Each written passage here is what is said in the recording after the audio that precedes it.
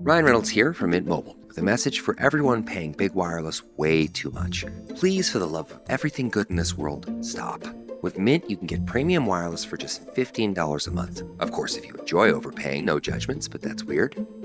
Okay, one judgment. Anyway, give it a try at mintmobile.com/switch. Upfront payment of $45 for 3-month plan, equivalent to $15 per month required. Intro rate first 3 months only, then full price plan options available. Taxes and fees extra. See full terms at mintmobile.com. This is Peter. And this is Tom. And you're listening to History Teachers Talking Podcasts.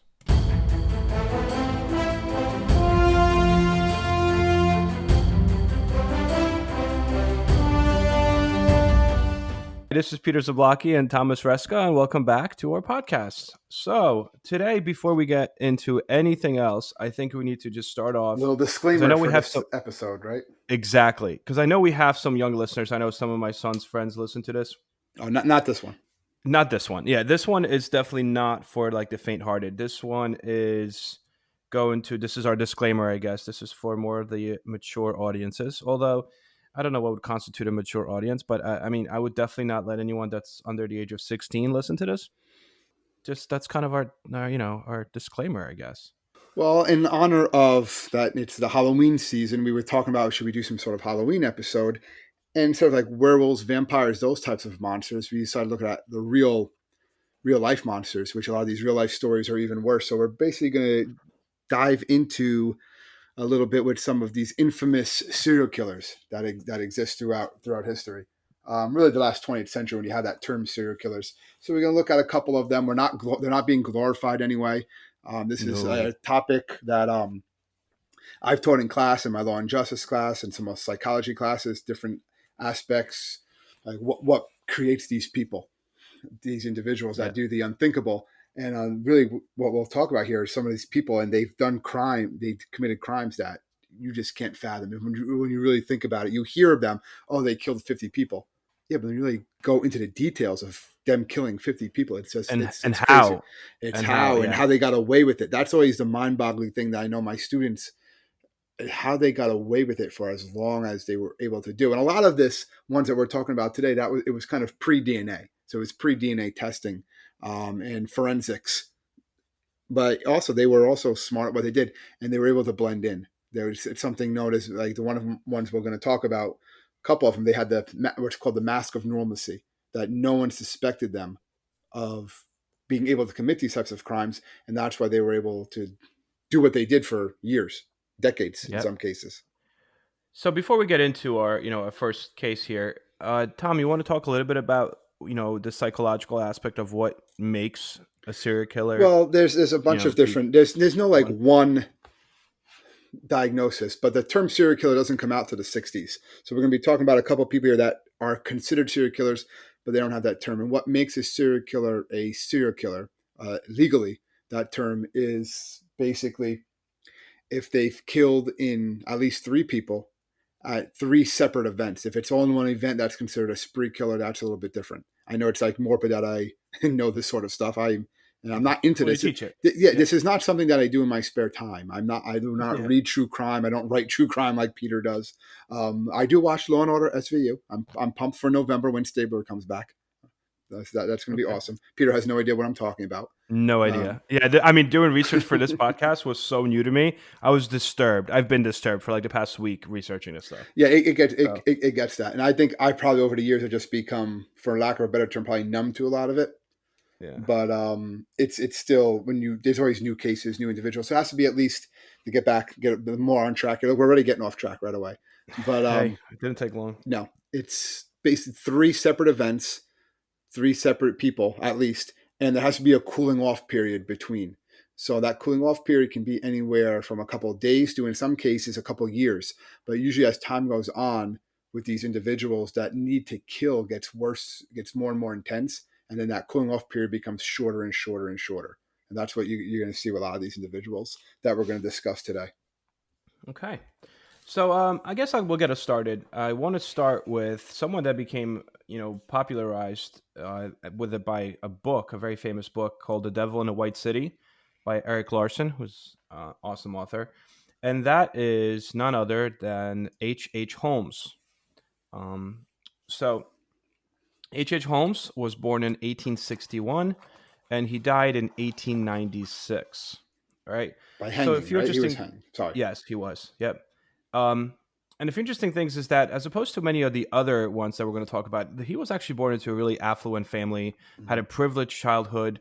It seemed like everything was kind of going really well for him. But by the end of his life, he wound up killing an estimated anywhere between 20 to as many as 200 victims. Mm-hmm. It has not necessarily been confirmed exactly And they're never how going to many know. he's killed. And he's also credited with being America's first serial killer. Again, the term serial killer wasn't used yet, but going back, he would classify as such, and he's considered like America's first one. Was there probably ones before him? Yeah. And there's always been rumors that that they were supposed to make, when I say they, Hollywood, whatever, make a movie about him. Leonardo DiCaprio is supposed to be in it. Yeah, but they've been talking about that for years. But he wants to make, exactly, Leonardo DiCaprio wants to make a movie about him. And there was that show, I never watched it, American Horror Story. Never watched it. it. And one season, they were at a hotel, and he owned the hotel. It was all about serial killers. Like Arlene Wuornos is there, Ted Bundy was in this. They were all like, and he basically owned the hotel. They all came and like stayed out at one point and the other. Which is perfect segue. Well, yeah, it's a perfect segue because he had right? what he called the murder castle. Yeah, the murder castle. Yep. So just kind of going back again, privileged childhood. When he was younger, he expressed huge interest in medicine. It kind of reportedly led him to practice surgery on animals. That was like his big thing when he was like 10. Well, also he used to get teased when he was younger. I'm sure you saw this, Pete, where kids would lock him in a closet with an actual skeleton. Yeah. And that freaked him out to the point, but eventually he just didn't become scared anymore. He became fascinated by it. And these are actual skeletons. This is the 1870s, 1880s. This is not today where, like, when you go in your biology classroom or anatomy class, you have like that plastic rubber skeleton. These are actual human remains skeletons. And that's actually one of the reasons why he did what he did. I know I'm jumping ahead a little bit, Peter, but he was trying to get money. So he would, in one way he would get money, after he would kill these people, he would basically, he would sell their bones. Yes. We'll talk about how he did that a little bit later, but yeah. Yeah, and he had access to it because he actually became a medical student at the University of Michigan, right? And that's so, exactly. I'm sorry, but that's so crazy. That's how he stole the corpses. That's so crazy though. Like people say, hey, I have this human skeleton. You want it? And they're like, yeah, I'll give you $80 for it. Like that's what was going on back then. Like that's obviously now that's going to raise suspicions. But in the 1880s, they're like, yeah, I'll buy it. So yeah, in 1885, he moves to Chicago, and when he's in Chicago, he gets a job at a pharmacy, and he becomes known as Dr. Henry H. Holmes, and he eventually takes over the business from the original owner, who mysteriously disappears. He killed him. Now, now people think that he killed him. But anyway, he builds this 3-story building, constructs this 3-story building nearby. And it's basically an elaborate house of horrors, right? Mm-hmm. The upper floors, that's where he lives, his living quarters, many small rooms. And he had torture rooms where he would torture and kill his victims. He had staircases and doorways that went nowhere. Nowhere. You have trapdoors, chutes, enabled him to move bodies down to the basement, like skipping floors. And what he would do is, as people were building this, he would fire them mid-construction. Yep. And by firing them, so they would never know. And then he wouldn't pay them then. And then 2, they would never know like the blueprints of the place. Yep. And then during the 1893 Columbian Exposition, he opened up his home as a hotel for visitors, right? And unfortunately, and this isn't funny. I don't know why I'm chuckling because this is actually freaky. He would invite these guests over, and they never survived. But because they were out of towners, a lot of them were also from other countries. Yeah. Yeah, like no one would know that they disappeared. Yeah. And he basically tortured them and killed them in this house. And he would actually like tease them when he was about to kill them and then let them run around the house to try to escape. And it was kind of like fun for him because they couldn't get out of this murder castle. Yeah. And then he was also in a habit of getting engaged to women. And then all his fiancées would like mysteriously disappear. After they signed all their money to him. That's usually what he would do. Yep. Yeah, at the end of the day, he was a con artist. Yeah, he was, and that's kind of how he gets caught. Yes, he definitely enjoyed committing the murders. There's no doubt about that. But his main motive was not necessarily the murders. He was trying to get money, and then he was doing the murders to cover up, so these people wouldn't go and report. No one would go and report him. And like you were saying, like the rooms. They had one room I remember reading how he would pump it full of gas. Another room he actually had a vacuum in it that would suck all the oxygen out. And he would just watch people suffocate there and then open up a chute that would go into the basement, which was the whole basement floor was covered with sulfuric acid, and it would just melt away everything other than the bones. You take the bones and go sell them. Yep. He actually went with This is hard stuff another right there. friend. Yeah, him and his friend Teams up. Benjamin Pitzel, I Pitzel. think. Yeah, Pitzel. So he kind of got this associate, Benjamin Pitzel, and they said, hey, you know what, Ben, we're going to fake your death, and we're going to try to get $10,000 from life insurance company. And Benjamin Pitzel was like, all right, let's do this. Except he actually killed him. And his son. He kills. Yeah, he kills his kids. Yeah, his and then kids he too. convinces. Yeah, he convinces the wife that Young. we faked it. Yeah, we faked your husband's death, but like, come with me, and I'll let your kids come with me, and I'll bring you to to your husband. And then she lets him take the kids, and he kills the kids as well. And that's ultimately kind of how he starts becoming a suspect because of this murder, the last murder, and when he tries to get money out of this life insurance company, and they investigate and ultimately wind up catching him. Yeah, well, he said that he thought that Petzel was going to kill him, so that's why he kills him. That was like what he told the cops at first, and they're like, "Well, why did you kill the kids?" And he's like, "You got me there." So that was pretty much. Again, I'm chuckling not because I find it funny. It's just this. That's what I think. I think that's like this same thing for me. I feel like I have. Yeah, that's the same thing for me. I'm like chuckling at these things because it's so unbelievable, some of the stuff. It is estimated that total number of people Holmes killed range anywhere from 20 to 200, as I said before. He did admit to killing 27 people, and he was convicted in 1895. He tried to appeal his case, but he lost. And he eventually says like the devil, like not so much the devil made him do it, but he was always hearing voices. And he was just like a rotten soul from the beginning. Yeah, that was like one of his famous quotes. Yeah. I was born with the devil in me. I could not help the fact that I was a murderer. No more than a poet can help the inspiration to sing. Yeah, that was his big thing. He said, I was born this way, and that's it. Like, I was going to be a killer. There was nothing that was going to change that. Yeah. So let's move over to Ed Gein, right? Am I saying that right? Yeah. I mean, you guys actually all know this story. You just don't know that it's he inspired several stories. He inspired several stories. Yes. I mean, the most famous one is Psycho, but also Silence of the Lambs. And Texas Chainsaw Massacre. Exactly. All from him. So Ed Gein, notorious killer and grave robber, right? Grew up in, he was born in 1906, Wisconsin, winds up dying in 1984. But his story is kind of interesting because he kind of grew up in a very repressive household dominated by his super controlling mother. So you guys might guess where we're going with this. And he loved his mother. I mean, adored his mother completely. And then she passed away in 1945. And after she passed away, he kind of missed his mother so much that he started... First of all, he locked her room up when she died and left it exactly as it was. Exactly the way it was. It was never moved. Yep. And then he loves her so much. I mean, let's just get to the point here. He actually goes. Yeah, go for it. He goes and digs her up. Yep. He digs up his mother's corpse, brings it back to the house. He actually skins the corpse and makes a suit out of it. Now, he had a crazy upbringing. There's belief that he might have killed, not his brother, but his cousin when they were very young. There was a forest fire. Mm-hmm. And his cousin died in the forest fire. And a lot of family, and then even the cops kind of suspected that the kids were there watching the fire, and all of a sudden the cousin was gone. They think that Ed pushed the kid into the fire, and that's how he died. But again, his mother would beat him too, very repressive. And he said, but he also wanted to be a female. He believed that his mother used to dress him up in female clothing and everything like that. She wanted a daughter, but he also believed but he couldn't afford the sex change operation. Plus, like you said, this is in the 1940s, 1950s. Yeah, this is the 40s. Yep. So he digs up his mother's corpse and basically makes a skin suit out of it, and he wears that around. And not just his mother. That's the thing. Yeah. Then he starts making different suits. Yes. Yeah. So he got himself a mannequin. He put it in his basement, and then that's when he kind of goes out on his killing spree. And at first, he starts off just by robbing graves of just recently deceased people. But then, he wants a little bit of like something he was looking for in a woman. So he started killing. He's taking parts, skin, eyes, hair, full faces, and he started making these suits. It was more than one. He makes suits. He also makes furniture, lampshades. Yeah, furniture. There's like lampshades. I mean, if you go to Google, you type in Ed Gein, and you just type in Ed Gein and hit images, you're going to see he looks like he's definitely mentally disturbed, but it's just going to pop up like the ashtrays he made, the belts.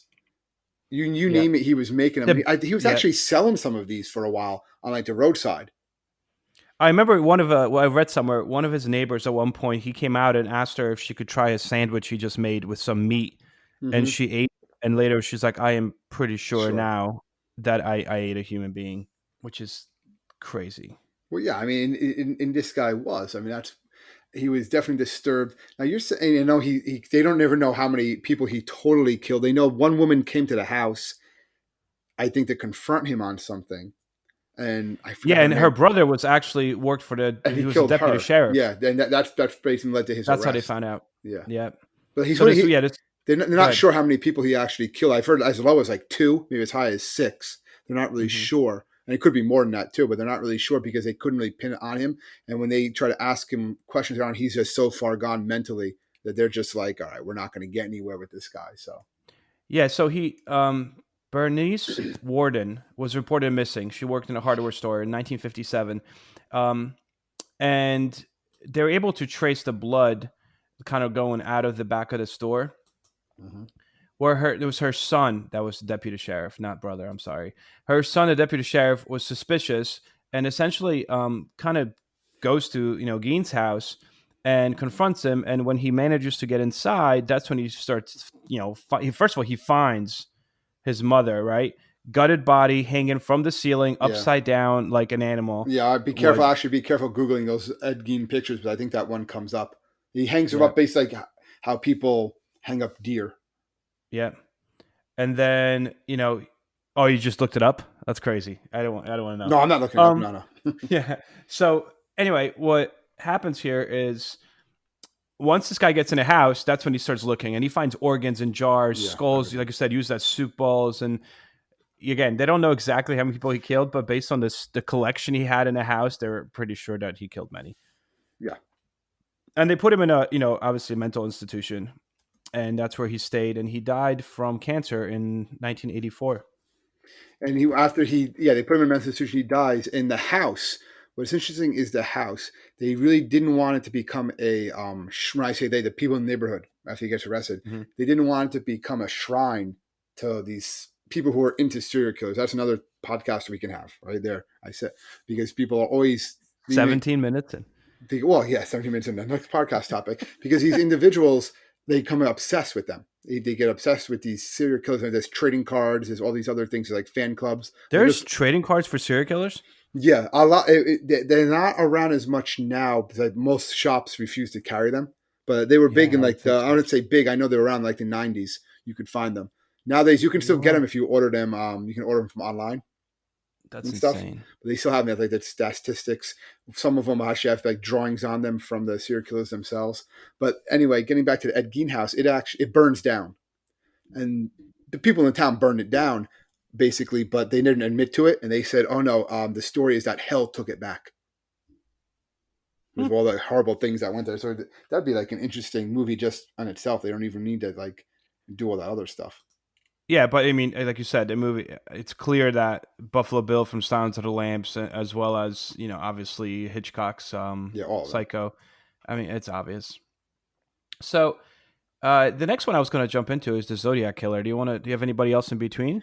No, we can just go through everything. Like, again, whichever one do you want to talk about? Okay, let's do Zodiac Killer. Zodiac, all right. Never been caught. Never been caught. But like mysteriously disappears. So I mean, hopefully he's not listening to this podcast. Well, it's Ted Cruz, right? Yeah, they did say it's not Ted Cruz. Okay, it is not Ted Cruz. Yeah, Ted Cruz was not. That's what my students always say too, and they're like, "Oh, it's Ted Cruz." I'm like, if you do the project, and they said it was Ted Kaczynski, the Unabomber. Then people believe it was Charles Manson.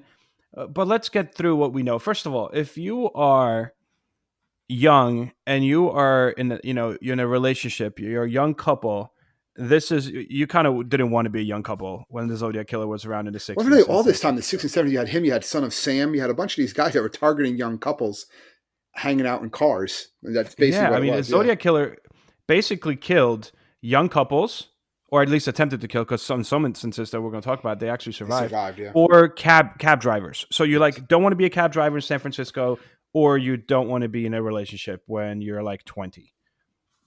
So, um, you want to kind of get into this guy, or Well, what do we know about Zodiac Killer? what we know about him is he gives himself the name Zodiac, right? So Yes. he's given himself his name Zodiac. And again, there are podcasts out there we're just kind of giving a little bit of information here on each little one. Yeah. But what makes Zodiac a little more unique is that, or with a couple. But before you go on, it's California between 68, 69. That's where most of the Sacramento, murders. I think part of it. That's where Yep. some of them are found. Yep. And what he does 74. Yeah. Sorry. Go ahead. he's sending these letters to the press talking about it.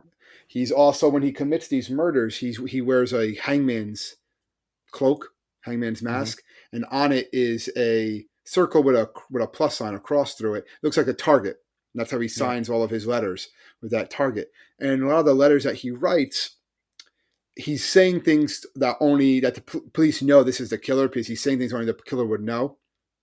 That's what it. He was so specific. So he'll be like, you know what? Go to this place. You're going to find a young couple. They're murdered, and this is how I murdered them. Well, actually, in the cars, he carved a symbol in the car. He carved the actual symbols in the car, and he also would call the police department. And they have this on tape. He would call them from a payphone and be like, I just killed 2 people. And he says where it was. And he's like, and those people last week here, wherever they were, in Sacramento, I killed them too. And he hangs up the phone. So they know who exactly what he, Yeah, I'm saying again. But there he is. They have his voice.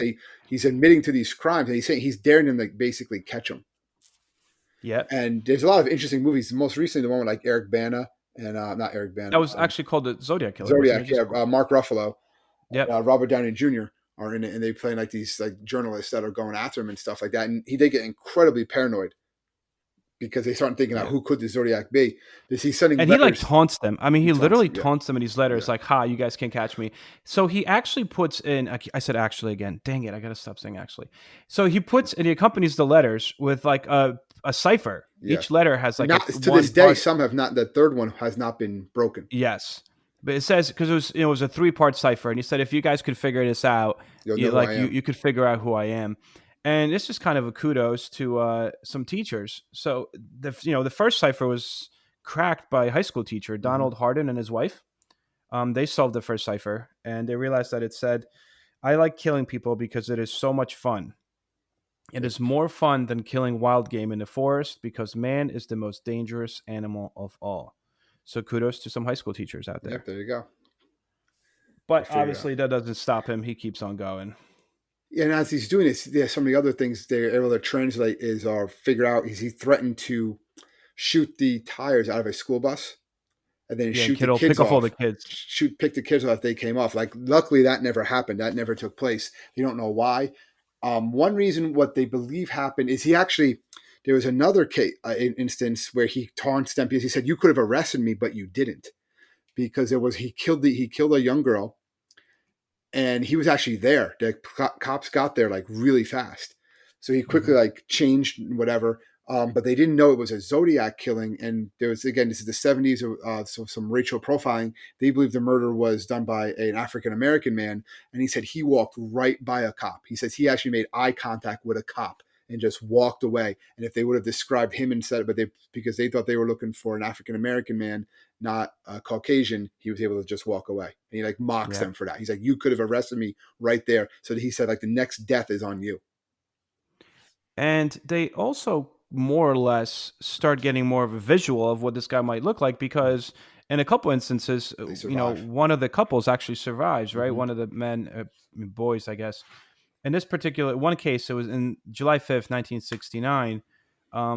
Darlene and her boyfriend Mike, 19 and I think 22, sitting in a parked car when he came up with a flashlight in their eyes and then fires multiple shots. And the girl died, but the guy actually survived. So he was able to somewhat help out with a sketch. So if you Google, no one knows who the Zodiac Killer is, but there is a pretty infamous sketch of what he might potentially have looked like. And there was another woman, I can't remember her name off the top of my head, but she, her tire went out. And what they think is Zodiac probably loosened the tire and followed her. I don't know if you saw this story, Pete.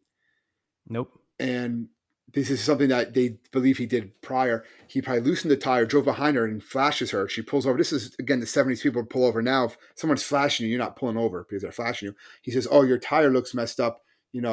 Just be careful with it. She's like, oh, thank you. And he probably loosened up even more then. She kept on driving. Then it rolls off. He's like, oh, good thing I'm still here. I know a tire shop down the road. I'll drive you there. So it's like a pouring rain. She's in there holding her baby in her arms. She has like a young son in her arms. He's 1 year old. And they're driving. And as they're driving, she's noticing that like he's not pulling up. He's not pulling off the highway. They've actually passed a couple tire places. And then she's like, we just passed one. He yells at her to just shut up and be quiet and tell that baby to stop crying. So then as he slows down at one point because there's traffic, she just jumps out of the car and rolls down a ravine and hides underneath one of these like overpasses. And he's actually out of the car looking for her and for like 10, 20 minutes. And she actually says she doesn't know how she was able to keep her son from crying. He just knew that, I guess the kid knew that, if he makes a noise, that's it for both of them. And then the guy just gets off and leaves. She reports it and she gives a description, and the description matches the visual that the other people, and they're like, oh my God, that was a Zodiac. And that's what the detectives tell her. They're like, you need to tell us everything you know about this individual because we believe you were just in the car with the Zodiac killer. So I think they show that in the movie. Yeah, he mysteriously stops in 1974 and is never heard from again. 7 confirmed victims, Zodiac killer, right? 2 survived. It's probably more. 7. Definitely more. But so, what? Like, do we have any idea who it might have been? Well, there's a lot of theories. Well, I think the one that most people prescribe to is Arthur Lee Allen. I'm sure you saw that name. I did see that. Yeah, that's the one that a lot of people believe it was him. He winds up dying of a heart attack. The major issue with that I found, and again, you're probably never going to know exactly who this individual was that they do have his DNA. Now, it could have been degraded a little bit because he used to sign those letters. He would lick the envelope. So they're able to test the DNA. And his DNA does not match Arthur Lee Allen's DNA. Okay. So they don't know that. There was this woman who said that her uncle was a Zodiac killer and that she was in the back seat when he committed a lot of the crimes. But that was later debunked. And she also said that her uncle killed JFK. So that's a whole other thing. Oh, well.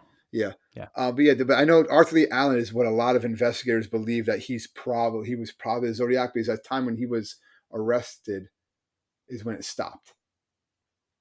That makes sense. And there was also times when he hinted that he was a Zodiac killer to people. And supposedly he said on his deathbed to one of his friends that he was a Zodiac killer.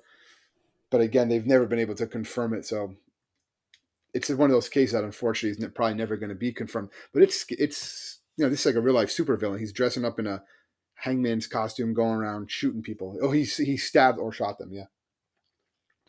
Well, since we're staying in the 70s now, we went from 60s to 70s. I think we should, go to Ted Bundy. Just another warning for those of us that have been listening to us up to this point.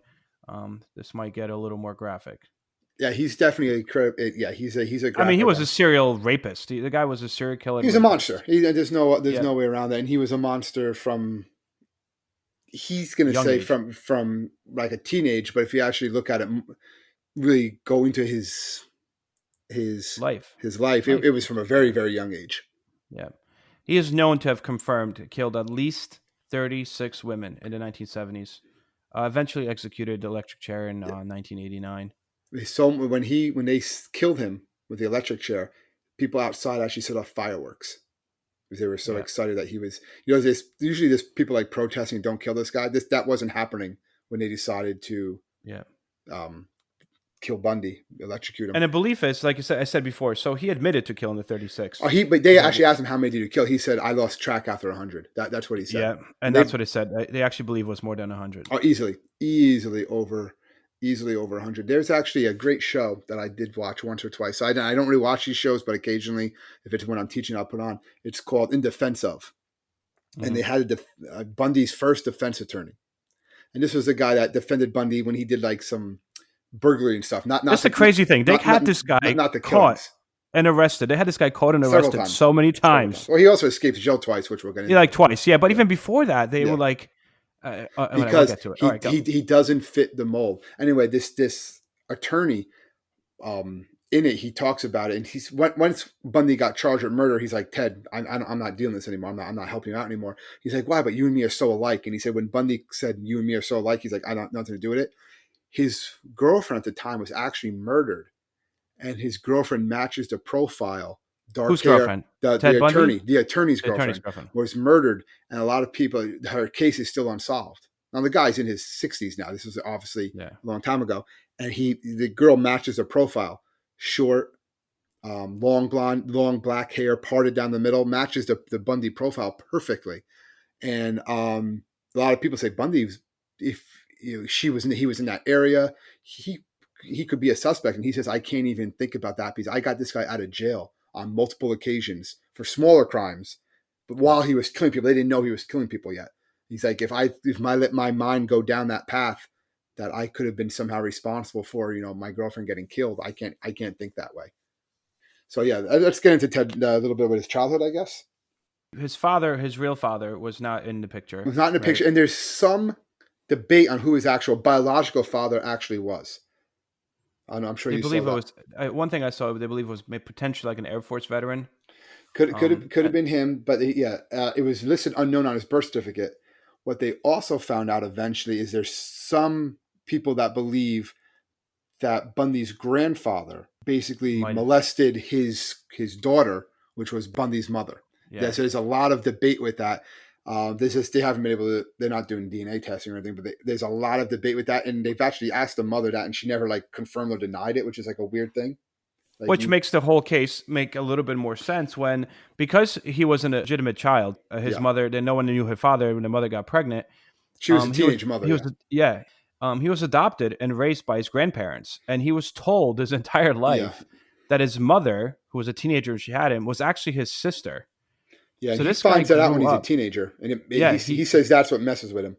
But he grows up thinking that his mother is his sister. Yeah, nuts. And his grandfather was abusive, and he had to live with that. And his mother, from all intensive purposes, though, was always very caring for him.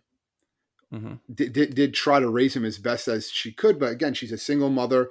She does wind up getting married, and the husband that she marries, his name is Bundy. He adopts Bundy. They have 4 children together. Bundy, the father Bundy, he tries to take Ted on all camping trips, and he tries to make him a part of the family, but Ted just doesn't. He sees the guy as a loser, basically. He's like, all right, I'm glad you make my mother happy. You take care of us, but he's like, you're not going anywhere in life. You don't make a lot of money. You're not my real dad. It was that sort of thing. And what Bundy used to do when he was a teenager is he would drink a lot of alcohol, and then he would go around the neighborhood going in 2 things. He was looking through people's garbage to try to find pictures of naked women. Mm-hmm. And he was also looking through and spying on people, changing anything he could do, changing, taking a shower. He was basically like a peeping Tom in this in this aspect. And he says that's because he couldn't make friends. Again, this is what Bundy's saying. Then you interview people who know Bundy or who grew up with Bundy. They're like, listen, he wasn't the most popular kid. He had friends. They described him as a medium-sized fish in a small pond. He had friends. He had social circles. But in Bundy's telling these psychiatrists, a lot of this is him trying to get out of the death penalty, right? Yeah. And he's telling these pleading insanity. It's that he does everything he can to try to get out of the death penalty. That's one reason why he doesn't admit to all the murders. He's trying to use it. Like, if I just admit to this murder down the line, they'll postpone it for another year or so. He tries to actually help the FBI. He thinks he's going to help the FBI catch another serial killer, the Green River Killer at the time. He offers their help, and they're like, no, you're not helping us. Yeah. We don't need your help with that. We'll catch this guy. And they do eventually catch him. But Bundy was just messed up at that age. Yeah. So let's get kind of look at transition. So he goes to college, graduates from University of Washington with a degree in psychology in 1972. Yeah. Then he is accepted to law school in Utah. He never actually finishes law school, but he does go to law school, which becomes kind of a key thing later on when he escapes the first time. 1970s, and also they say that it is when he's in college where he falls in love with this wealthy, pretty young woman from California. Yeah. And she breaks up with him, and that's it. All his victims resemble this girl. They match her, yeah. And he might have killed before that. There's some evidence that he's kind of hinted that he killed his first victim at 14. Yeah. But before he goes on his complete breakdown is when she breaks up with him. And we're not going to go with the names and everything like that. But Yeah, no. she breaks up with him because she says you lack ambition and you lack drive and you're immature. And that's what triggers him to the point where later on he actually wins her back. And they start dating again. He actually starts introducing her to people as he's dating this other woman at the time too. And he starts introducing her, the original girl, as his fiance to people. And they plan on getting married. And then one day he just disappears. He totally, what's that term they use? Ghosts her, right? Yep. And somehow she's eventually able to get in contact with him months later. He picks up the phone and she's like, why did you just leave? Why did you just no longer speak to me? And he says, I don't know what you're talking about, and just hangs up the phone. And he later says all he wanted to do was prove that he could get her to marry him. That's it. And then she even talks about that. She's wrote many books about it. And she says he was just vengeful. Like his entire plan was to get back together with me just so he could break up with me and get that payback. But yeah, all of his victims match her description. Young, pretty girl. Spree, yeah. Yeah, it started in 1974. That's when women that look like that started disappearing from the in college Seattle campuses, area and Oregon. Yeah, on an average, one a month were disappearing.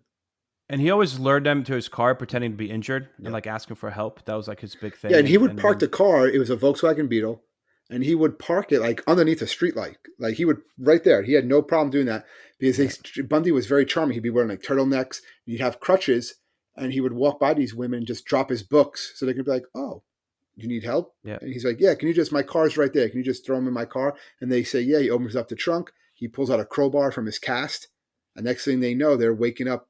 He removed the locks from inside the car door, like the handles, and they were handcuffed there. Yeah.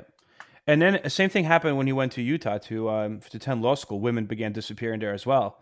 And eventually he actually gets pulled over by police, and they search his vehicle and they find crowbar, face mask, rope, handcuffs, and they kind of feel like this possession of this is kind of a little odd. So they try to link him with more crimes, but they can't. Until 1975, he is arrested for kidnapping one of a few women that actually escaped him. She was so he was convicted rather, and received 1 to 15-year jail sentence for it. After this woman, runs away and confesses. But then he escapes prison twice. First time in 1977, he's indicted for murder charges for the death of this young Colorado woman, and he decides to act as his own lawyer in the case. So when they bring him to the courthouse, he asks if he could go to the courthouse library to kind of look up some law books, and they're like, sure. And when he's there, he jumps out a window, makes his first escape. They capture him 8 days later. And then in December of 1977, Bundy escapes again. This time he climbs out of a hole he made in the ceiling of his cell. He lost 30 pounds. Yeah, he ate very little. He was doing push-ups. Yeah, just to fit through that small opening. And he steals a custodian's overalls and just walks out. Yep. And no one, they don't even know he's gone for a while. Yeah, for 15 hours. They said they had no idea. So he had an awesome head start. And then he goes crazy when he gets out. And after that, he goes to Florida. And that's when he goes crazy. Yeah. 1978, he goes to Florida. What do you got for me, Tom? Well, he goes to FSU, the campus. Yep. And he goes to a sorority house, and he breaks in the span of, I believe, 15 minutes. He attacked 4 women, kills 2 of them. And when he attacks them, he's brutally attacking them. He picks up, I'm not going to get super deep, but he picks up like a log, I believe, and smashes one girl in the face. She actually survives, but she winds up with severe inner ear damage. So she can't hear, and messes with her equilibrium. So I didn't believe she was a dancer. She could no longer dance. He attacks many other ones with metal poles and metal rods. One thing he does to the one victim, is he starts to actually bite them, and he bites them so that's his undoing. That's his undoing because he bites the woman so hard that he implants his teeth in her, basically like dental impression, and they use that later on in the trial to prove that it was him. But he does escape that area. He runs off, and then he breaks into 2 other apartments. And they said he leaves FSU because someone pulls into a parking space and the lights shine into the apartment. That freaks him out. So he runs off, and then there's actually some girls are in another room and they hear what was going on, and then they run over afterwards, and after Bundy left, and they see what happened to their friend. His girlfriend. He has his girlfriend Elizabeth, Yes. like Clover, and she was basically going to the police on numerous occasions. Like, I think my boyfriend may be a serial killer, and they're like, yeah. No, And she's like, no. he was a charming law student.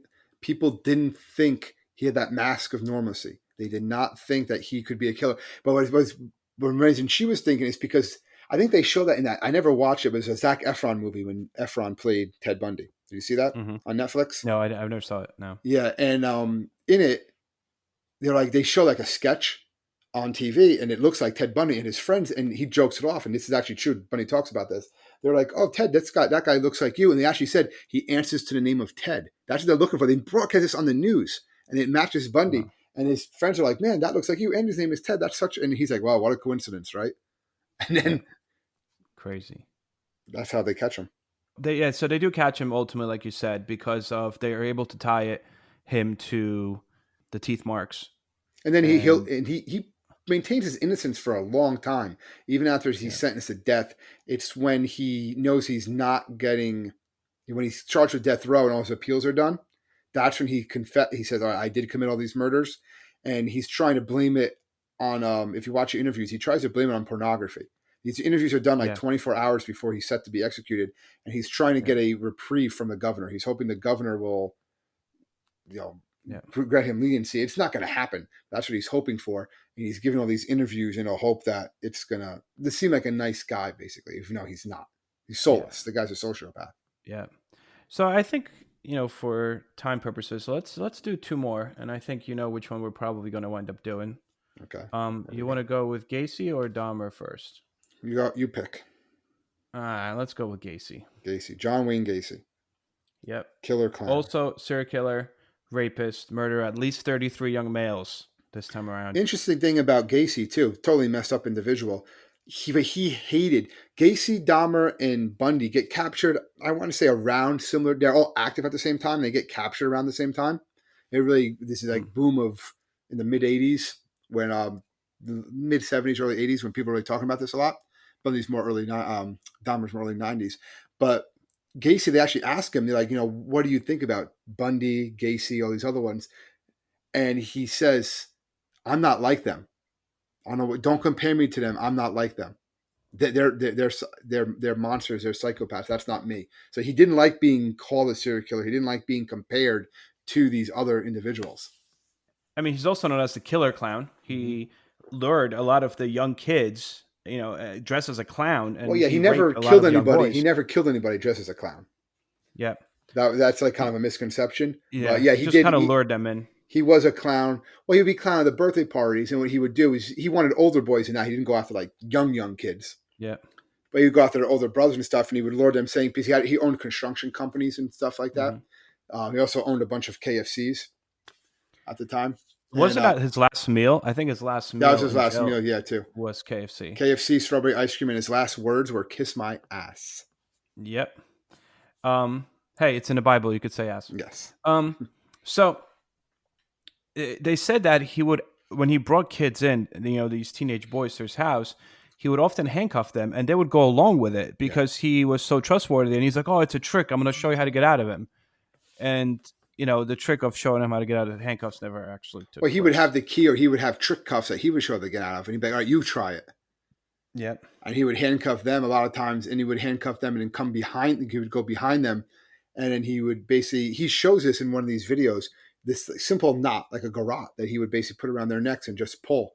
And he's like, it didn't matter how big or strong they were because he would have the leverage. And that's how he was able to strangle them. And he actually later on says that each one of these victims that he killed tried to kill him, and he was just acting in self-defense. Yeah. And he takes all of them and he buries them underneath his front porch. Yes. They basically throughout, like, his property was just full of buried bodies. So again, kind of a messed up childhood, right? Yes. A very abusive childhood. He struggled with homosexuality. And kind of obviously at the time, he says he was molested also. Yes, by a neighbor. He was born in 1940s and was frowned upon to be gay, and so he kind of suggests that that was one of the reasons. And it was why. that he was also born with a heart murmur that prevented him from playing sports. Yeah. And so I believe his father then kind of called him like a sissy boy, things like that, because you can't play sports. What type of man are you? And that kind of really messed with his psyche also. Yeah. As he's growing up, he was very much a guy around town, very in the sense of cultural gatherings, active in political organizations, civic groups, married and divorced twice, had 2 biological children plus 2 stepdaughters, I believe. His first wife leaves him after he gets convicted of molesting a young boy in a fast food restaurant bathroom. Yeah. And he gets sentenced to jail for that. And his first wife leaves him after that. And then he kind of just reinvents himself after that. Seem again that mask of normalcy to appeal more normal, but really his tendencies are even more, disgusting in the background. Yeah, he got 10-year prison sentence for that, and then he gets released. See, that was in 1968, but then he gets released on parole in summer of 1970. But then is arrested again the following year for another teen accuses him of sexual assault. The charges are dropped when the boy doesn't appear at the trial. Middle of 1970s, 2 more young males are accused Gacy of rape. He was questioned by the police again for disappearances of others. He actually referred to this as this time period as like his cruising years, when he committed the most of his murders in the middle of 1970s. And then, how does he get caught? He gets caught again when one of the individuals disappears. This young boy. Mm-hmm. He goes over his house. He says, "Come over. We'll talk about. You can work for my construction company." And the mother then calls the police and says, "Listen, the last person that was with him was Gacy. So go there." And they go to the house, and he's denying it. And then I forgot exactly what takes place, but they decide that he's just seems that something's up. It doesn't make sense. Yeah, they actually wind up doing like a longer period of surveillance and investigation and start watching his house. They're watching his house, what's going on. And that's when they're seeing that he's going to the basement, and then they're able to get a warrant to check the basement, the property. And that's when they find all these bodies buried underneath the front porch. And what Gacy's defense is at first is he says, "Listen, all I'm guilty of is running a cemetery without a license." That's what he says. He said, "You can't prove that I killed any of these kids, any of these boys. You can just prove that I'm running a cemetery without a license. That's all I should be convicted of." Nuts. Yeah, he's a sick individual. More recently, police is still trying to use DNA evidence to identify the unidentified bodies. Yeah, they found more there. Well, you see that a lot. There's a bunch of these other serial killers that you can look up. Well, don't look them up, but you know what I mean.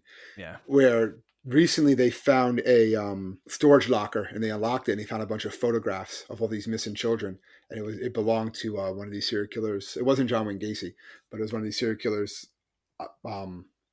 storage locker. It was in his name, and it was all these photos of just missing kids. Like, oh, and they're like, "Oh, well, this is what happened to them." Yeah. So you have to like find the parents and stuff like that, and kind of trace it back. But Gacy becomes infamous also in prison because he starts painting pictures and selling them. Yes, of clowns and whatnot. Of clowns and they're sick, depraved looking images, and he's selling them in some cases for like $10,000-$20,000 a pop. And that's why they pass these laws that you can't profit from your crimes. That he can't do that anymore. He was really upset about that. Yeah. Again, why do you want to? That just doesn't make sense to me. People buy Hitler paintings, to this day. They're so, right now they're mostly purchased by museums that try to like buy them and hide them. But that's kind of like a dark market. Well, yeah, again, people want this artwork. They want this talk about people. Yeah, see that picture of that clown, that like murder clown. Yeah, that John Wayne Gacy, the serial killer, he painted that. I was able to buy that. So it's more of like a status symbol. I guess if you have $20,000, you can waste on something like that. Yeah. But you're just helping a dirtbag, basically. So his house. The people said I used to walk by his house, and it had like that weird stench to it. There'd always be maggots coming up through the floors. Yeah, and they thought it was like mold and rodents. But yeah, he would always be like, "Oh, I have to go. A raccoon must have died under there." I think that's what it was. There was a smell coming from it too, and he's like, "Oh, a raccoon must have died under there," and that's what he would tell people. But really, it was the corpses. Yeah. By 1978. Once he was arrested, his house was dismantled and a new house was built. Yeah, they do that. They're not going to leave the actual houses there. Yeah. let's do our last one. Well, Jeffrey Dahmer. we're talking about smells, so that'll All right. definitely lead us into Jeffrey Dahmer. So he's another one of this from this time period. Trifecta, I guess. Yeah. Yeah, that is just really messed up. I remember South Park had an episode when the three of them come back alive: Dahmer, Gacy, and Bundy. This And is then South Park. South Park made an episode. Yeah, they were like the Of Three course, South Stooges or Park something would like make a good that. episode. Yeah, Yeah. if I don't remember the whole episode, but I remember seeing them in that. But Dahmer, again, if you're gonna Murdered 17 males between 1978 and 1991, and then eventually was killed in 1994 by a fellow prison inmate. But well, he knew if you watched an interview with him, he's doing an interview for like with Dateline after he's captured, after he's going on, and shortly afterwards and he says, I'm not going to be alive much longer. He knows he's not going to be alive much longer because the inmates telling him, we're going to kill you when we get a chance. Yeah. They didn't like him, one, because of the cannibalism and aspect. I know we didn't get some of that macabre stuff too, like with some of the stuff that Bundy used to do. I'm sure you saw that. Yeah. We forgot to get into that stuff, but Dahmer was a cannibal. That's one of his. He was known as the Milwaukee Cannibal. And what he would do in prison, they said, is this has come from guards and from other prisoners that knew him at the time. He would take like his mashed potatoes or whatever the food was, and he would make it. He would like mold it into looking like human organs before he would eat it. And they say he didn't do that because he was like craving human organs. He did that really to like play into that whole cannibal image in prison, and he knew it kind of made the other prisoners back away from him, but also dislike him. Feel uncomfortable. And he didn't want to be bothered. So I said, if I'm going to make them feel uncomfortable, that's fine. That's what I want. So that's what he did. Because Dahmer, again, he grew up in a pretty. His parents were there, but they weren't there. You know what I'm saying, Pete? I'm sure you saw that. Well, like an average, yeah. Well, they got divorced later on when he was in high school, and the family for a while it was a normal family. And he was a normal kid. It all changed after he got a hernia. He had a hernia surgery, and he said that just really changed him. He became fascinated with he became more meek and quiet. He became fascinated with roadkill. He would go around picking up roadkill and then bring it to his like clubhouse and like rip it apart. And he would steal like the feral pigs and the frogs from the high school biology lab, and he would like bring them home and dissect them, and he would keep the skulls and everything like that. And he was just a really weird individual, and he started becoming an alcoholic during the time of his parents' divorce. And what happened with the parents' divorce is really the mother took the younger brother, and everyone really cared about the younger brother. Well, how's the younger brother doing? Make sure he's okay. No one really cared about Jeff. He actually lived by himself in the family home for a while. Yeah, the father left and the mother left, and he had, you have to finish high school. So that's when he would just drink all the time. Yeah, and he started becoming. And again, he was homosexual and he started having these urges and these thoughts. And this is in the mid 70s. It just wasn't something that people felt comfortable with. And he had none of that support there. But he also had like an odd, like, when they said when he was like a 14-year-old kid, he used to go to park and watch this guy run all the time. Yeah, and he would fantasize about murder. He would fantasize actually about knocking the guy out and then raping him. Yeah. Which kind of led to this idea of him wanting to ultimately have intercourse with dead bodies. Well, what it was with him too is Dahmer, remember his family left. They just left him by himself. Yeah. So he was always afraid of people leaving. And what also happens is for a while, when he's old, he lives with his grandparents, his grandmother in particular. And what he says is one day walking home from school, he finds a mannequin. Now this is going to be disturbing. So he finds a mannequin, and this mannequin, he takes out of the trash, and this mannequin becomes his partner, like lover. Yeah. And then his grandmother like walks in and like, see, like, what are you doing? He yells at him, hits him, you're disgusting, and she throws it out. And then he says that's what he's always really trying to recapture later on with a lot of these young men that he kidnaps, is he doesn't want them to leave, and he's trying different ways to keep the body alive but destroy the mind. He wants to recreate that mannequin. So they wouldn't oppose he wants to recreate that mannequin. And the things that he does to try to do that are very gross. Disturbing. So, his, just kind of quickly summarize, right? Most of his people that he sought out were African-American. He would go into gay bars, malls, bus stops, so on and so forth. He would offer them money to take pictures of them or come back to his apartment for beer. Yeah. Yep. And then ultimately he would strangle them to death. He would then engage in sexual acts with the corpses, and then he would dismember them and dispose of them. Right? Well, the crazy thing with him, I'm sorry to interrupt you, Pete. Like No, what you go. said before, he would drill holes in their heads too. A lot of them. Yes, and pour like chemicals in Ammonia, them. chemicals, boiling water, and try to destroy the brain but keep the body alive again, so they couldn't leave. And there was this one case where this young boy, he's Filipino, actually escapes. I'm sure you saw this, right? Yep. He escapes, and shows that stigma in the 1980s. Remember, 1980s Milwaukee. He breaks out, he runs off, and runs to a neighbor's house, banging the door. The kid is, I believe, like 16 years old. He's naked. Incoherent. He's incoherent. He's bleeding from his temple, and he's Yeah, handcuffed. because he had drilled it in his ear. Yeah, he already drilled him. Yeah. Across. Yeah. And he's in handcuffs. And the woman calls the cops. She's like, this kid is here. You got to come help him. And then he's able to put enough words together that, listen, this guy over there, this guy, Jeffrey Dahmer, he's in that apartment. He's trying to kill me. He's trying to kill me. And the cops go, and Dahmer comes out all calm. And he says, no, listen, this is my boyfriend. He's on like drugs. He's had too much. Yeah, we're doing some stuff. We're doing some crazy stuff. We got into a fight. I apologize. And the cops were like, oh man, we do not want to deal with two homosexuals. Remember, this is 1980s Milwaukee. And they give the kid back to Dahmer. Yeah. And Dahmer says the kid was 14. He was he was actually young. 14 years old. Yeah, that's mind-boggling. Okay, like that. This kid, and this was, he winds up killing. His killing spree lasts for 14 years after this too. Yeah. 14 years. He could have been stopped then. And those cops wind up getting fired from the force because they didn't investigate this. And the woman keeps on calling for years later. She keeps on calling the police saying, what happened to that boy? Tell me what happened to that boy. Because she feels guilty. She's like, how are you letting him just go back? And Dahmer will later say in interviews, oh yeah, as soon as the cops pulled away, I killed him. He's like, I couldn't. I thought that was it.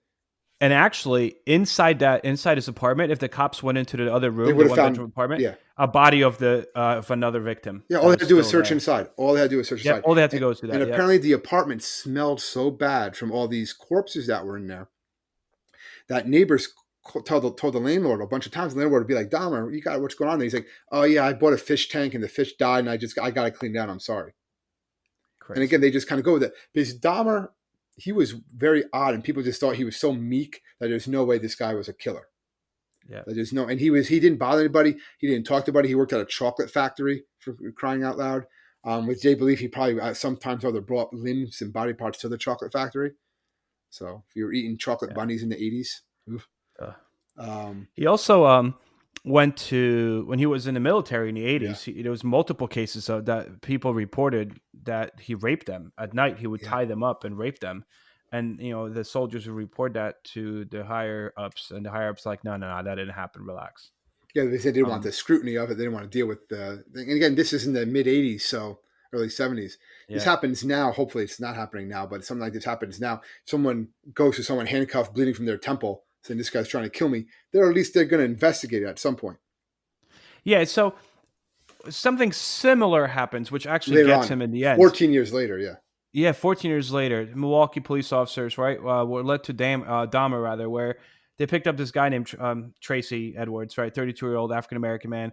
He was wandering the streets with handcuffs, so similar to what happened years prior, but he was an adult. And he said that this weird dude just drugged him and restrained him, and he managed to run away from him. So the cops are like, all right, let's go investigate. And they, that leads them to Dahmer's apartment, and that's where they basically find, the two cops go Polaroids. Well, they go in and they find the Polaroids laying on the side of bodies. The one cop talks to Dahmer in the kitchen, right? Yep. And the other cop goes in the room, and as soon as he walks into the bedroom, he sees 12 skulls stacked on top of each other. Yeah. The Polaroids all over the bed of bodies and numerous dismemberment, and I think he screams for his partner to get him, and then that's when Dahmer and the police officer struggle, and they come out and they arrest him right there. Yeah. Yep. And that's when they look into his refrigerator and find body parts and heads, severed heads. And again, and he admits to eating them, and they're like, well, why did you eat them? He's like, well, now they're part of me. They're never going to leave me. They're part of me now. Yeah. And what's crazy about that too is Bundy, in one of the interviews, he tells a story where he's staying at his dad's house. This is later on. He's been killing people for years, right?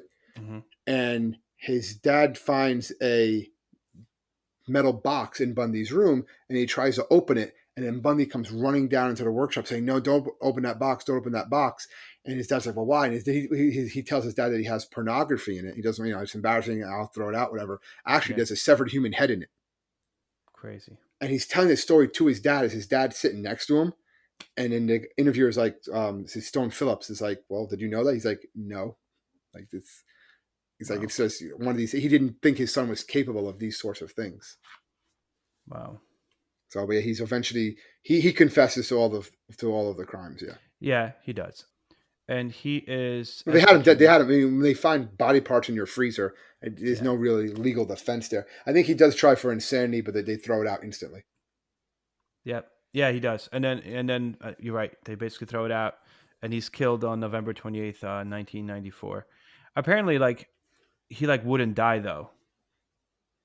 He was still alive. They beat him. His cellmate takes a lock, right? Puts it in a sock and beats him with it. But then the other inmates kind of pile on, and they take a broom handle over his throat. Yeah. To eventually kill him. They left him. They basically left him alone. The guards by the time the guards returned, he was so brutally beaten that he didn't live past that. He lived. And everyone just kind of surrounded this too. So by the time the guards got through, there was nothing they could do. And I'm not sure how much the guards were trying to get through either, to be honest. But so I mean, again, there's so many more we could have covered. I thought we just as a survey. Survey of something. Again, anything that you see with the Halloween, the nightmares and stuff. A lot of them are based off of these individuals in a lot of ways. But I feel that a lot of these are, I don't want to say scarier, but more shocking than anything that you can. Well, they're real. They're real. These actually happen. And a lot of these ones, Saw, is inspired by actual events. Crazy. Too. With these different serial killers. And we started with 1800s, and we kind of went through, to 1940s, 1960s, 70s. Yeah, we're doing a couple 80s, from 90s. these different decades. Yeah, I actually remember Dahmer being captured. I remember seeing it on the news or something like that. We were maybe 8 or 9. Seeing it on the news, but it wasn't. You had to just watch the news because that's what was on. Sometimes you're kind of hearing about it briefly, and then obviously, as years go on, you learn more about it. Yeah. As an adult and stuff, but just that there are individuals out there now, and this interesting statistic from the FBI that at any given time, they believe there's anywhere from 40 is the low number to, I believe, over, 40 to, I believe, over maybe 200 active serial killers in the country. Well, that makes me feel really safe. Right now. And there's all these statistics you can look at. Most of them are actually in the Pacific Northwest. That's where they say most of them actually alive, just because the vast area they're able to get away with their crimes. Even in this area now with DNA and stuff like that, it still happens. So I'm sorry, you're gonna have nightmares now, Pete. I apologize. I was gonna say, dude, why did you do that? That's what I always tell my students. They're always looking at me like, "Oh," and I'm like, "No, it's you're gonna be okay." Don't. All right, well. That most definitely brings us to the end of our podcast. And I hope everyone enjoyed this podcast. Please tune in again next week. Take it easy.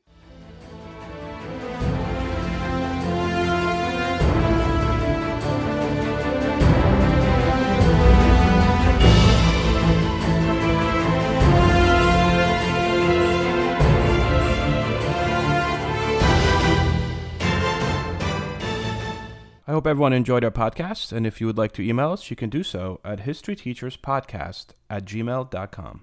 Hey there, it's Wayfair here, where delivery and setup are as easy as a few taps on your phone. You're relaxing in an old hammock, scrolling Wayfair's app, when you spot it, a brand new patio set. Next thing you know, Wayfair delivers it right to your patio and sets it up. Oh, you need a new grill too? All right, Wayfair's got you covered. With Wayfair's Room of Choice delivery and fast expert setup on qualifying orders, life gets a little easier. Visit wayfair.com or the Wayfair app. Wayfair, every style, every home.